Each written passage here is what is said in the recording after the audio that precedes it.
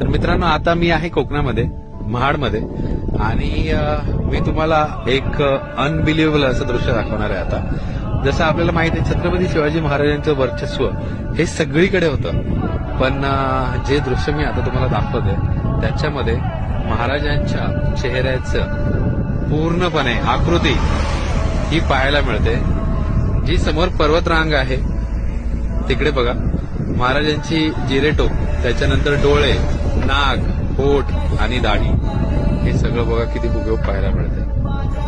तुमच्यापैकी किती जणांनी तिकडे येऊन हा अनुभव घेतलाय हे नक्की मला कॉमेंट सेक्शन मध्ये सांगा. पण खरंच अंगावर काटे आणणारं दृश्य हे आज मी अनुभव करतोय इथे.